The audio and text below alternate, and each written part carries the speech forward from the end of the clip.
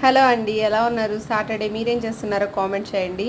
చూసారా, టైం చూస్తే నేను 12 అయింది. సాటర్డే అయితే నా రొటీన్ అంతా అయిపోయేసరికి చాలా లేట్ అయిపోయిద్ది. ఇంకా మా వాళ్ళకి జ్యూస్ ఇచ్చా కాబట్టి క్విక్ అయ్యి అనుకోండి ఈ టైం దాకా ఉన్నారు. ఇంకా తర్వాత 2 రకాల చట్నీలు, ఇడ్లీ, దోశ అయితే వేసేసి ఇచ్చేసాను.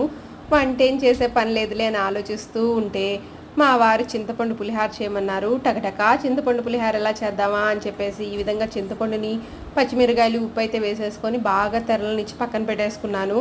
తొందరగా అయిపోయిద్ది ఈ విధంగా కానీ చేసుకున్నామంటే. ఇంట్లో చింతపండు పేస్ట్ లేనప్పుడు ఈ విధంగా డైరెక్ట్గా ఒక నిమ్మకాయ సైజు చింతపండుని అయితే తీసుకొని ఈ విధంగా తెరలనిచ్చేసుకొని బాగా వడకట్టేసుకున్నామంటే చింతపండు గుజ్జు అయితే వచ్చేస్తుంది. ఆ తర్వాత వేరుశెనగపప్పు, పచ్చెనగపప్పు, మినపప్పు, ఆవాలు, జీలకర్ర అన్నీ తాలింపులో వేసేసుకొని కొంచెం ఇంగువ వేసి చింతపండు గుజ్జును కూడా వేసి అన్నంలో కలుపుకున్నామంటే చింతపండు పులిహార రెడీ అయిపోయినట్టే.